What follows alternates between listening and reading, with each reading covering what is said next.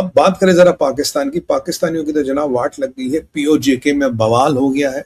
PoJK में मेरे सूत्र कह रहे कम से कम 30 लोग मर चुके हैं, कम से कम, और करीब कई 100 लोग जख्मी है। पैरामिलिट्री के भी है, पुलिस के भी है।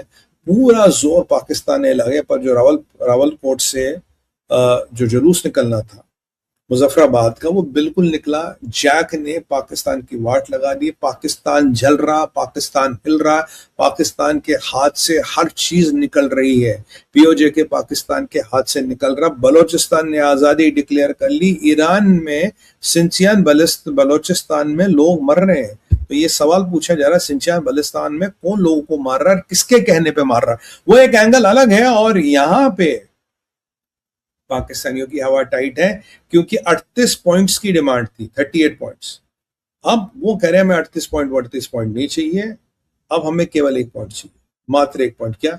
हमें पाकिस्तान से आजादी चाहिए, पाकिस्तान की छुट्टी करो, पाकिस्तान गया भाड़ में, हमें पाकिस्तान चाहिए। We don't want to talk 1 point, 1 point agenda, no Pakistan, we want to get free of Pakistan. हमारा 1 ही पॉइंट का एजेंडा, हमें भाई और किससे कोई मतलब नहीं है। बलोचिस्तान ने इंडिपेंडेंस घोषित कर दी। टीटीपी का आप बहुत जल्दी देखोगे, सिंध में बवाल मच चुका है, सियासी उछाल आ चुका है, क्योंकि ट्रंप कहता है मुझे एमओयू चाहिए नहीं, एमओयू फेल हो गया, एमओयू तो एक एक्सपेरिमेंट था, फेल हो गया। ये ईरानी लोग ऐसे जो एमओयू कर नहीं सकते, और इनकी हालत क्या आप जानते हैं। यहां सऊदियों को भी इन्होंने लूट दिया, ऐसा कोई सगा नहीं जिसको हमने ठगा नहीं। आप जानते हैं सऊदी अरबिया ट्रंप के अप्रूवल से, ट्रंप के सानिध्य में हूतियों पर अटैक कर रहा।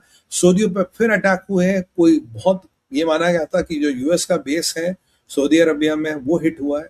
वहां कतर में अल उदैद बेस पे भी ईरानियों के कुछ मिसाइल तो पहुंचे हैं, ये भी बात मानने की है। But Saudis are talking to Americans, not Pakistan.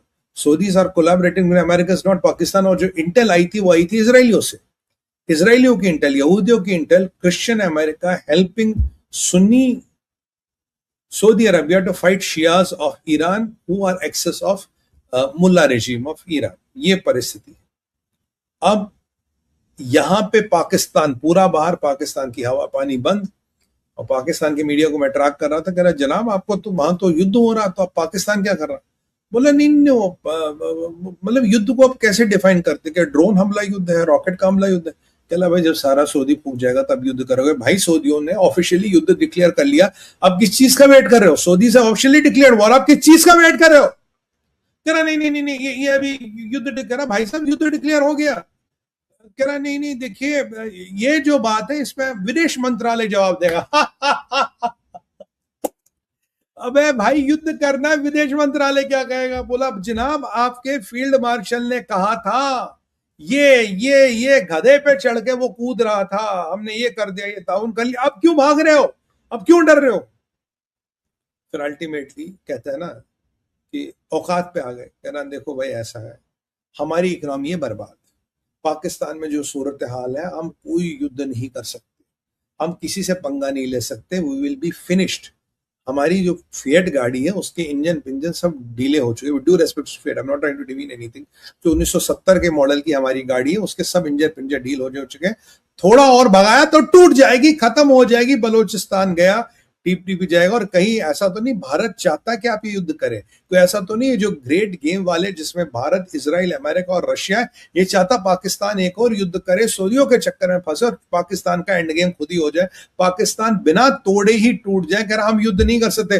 तो कह रहे सऊदियों से पैसे क्यों लिए थे? कल तक तो कह रहे थे हिंदू मदीना मक्का पे कब्जा करना चाहते, मदीना मक्का की रक्षा के लिए और अपने उम्मत मुसलमीन यानी कि अपने सऊदी भाइयों की रक्षा के लिए हमने ये ताउन किया। जब सऊदी युद्ध कर रहा तो तुम दो टांगों के बीच पूंछ दबा के क्यों भाग रहे? दो टांगों के बीच पूंछ को रखता, आप जानते हैं, तो दो टांगों के बीच पूंछ फंसा के क्यों भाग रहे हो?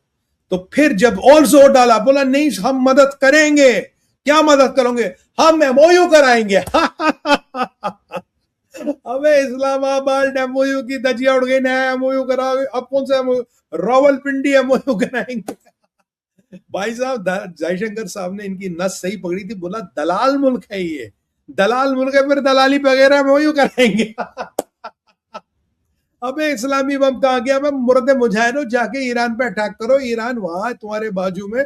सऊदियों ने वॉर डिक्लेयर किया हूतियों पे, Houthis are backed by Iran. आज तो हूतियों ने वीडियो रिलीज किया, जो रायन एयर का जो महानियर का जो प्लेन असला बारूद लेके आता वो उड़ भी गया आपके। तो युद्ध चल रहा, वो बेचारे सऊदियों के अटैक कर रहे हैं, उनकी ऑयल रिफाइनरीज वगैरह थ्रेटेंड, और मुल्ला मुनीर दुबक गया बंकर के नीचे। Where is Mulla Munir hiding?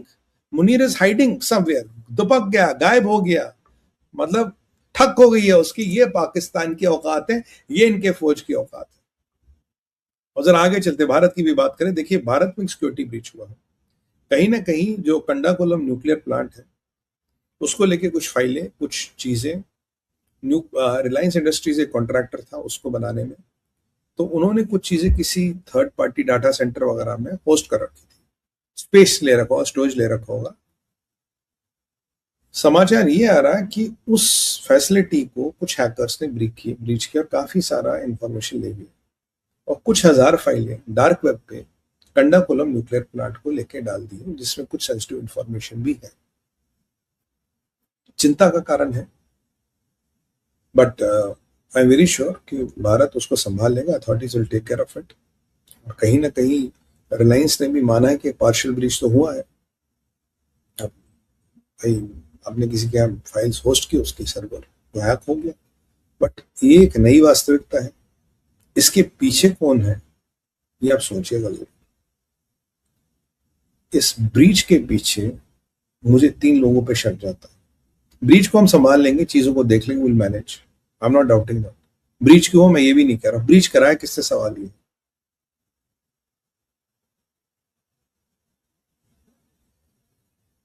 Pakistan, China, Tayyip Erdogan या अंकल सैम, 3-4 लोगों का मेरा शक जाता है। पहला Pakistan, China in terms of priority, Tayyip Erdogan और अंकल सैम, ये 4 लोगों पे मेरा शक जाता है कि इन्होंने ब्रीच कराया। सुबह कंडाकुलम में रशियन न्यूक्लियर प्लांट लगा, भारत न्यूक्लियर एनर्जी की ओर जा रहा, भारत छोटे न्यूक्लियर रिएक्टर ढूंढ रहा, Bharat is trying to be independent. और जब से भारत ये काम कर रहा है, मोदी सरकार की पहल हो रही है, आप देखिए कहीं ना कहीं दिक्कतें आ रही है। और ये चीज उस चीज को दिखाने के लिए कि न्यूक्लियर एनर्जी सेफ नहीं है, मोदी सरकार की नीति गलत है, जिससे मैं सहमत नहीं हूँ, बट ठीक है, चीजें चल रही, चीजें आगे जा रही, देखते क्या होते। मैं बड़ा संवेदनशील विषय है, मैं इसमें ज्यादा नहीं बोलूंगा, बस ये बताना था कि मुझे लगता है ब्रीच किसने कराया। It's not a normal breach, and जिनको ब्रीच करना तो वो पैसे मांगते हैं आपसे, वो इन्फॉर्मेशन डार्क वेब पे नहीं डालते। तो इसके पीछे भी जियो पॉलिटिक्स है, इसके पीछे भी जियो पॉलिटिकल एंगल्स है। खैर हमारी नजर इस पर बनी रहेगी और हम आपसे जुड़ते रहेंगे।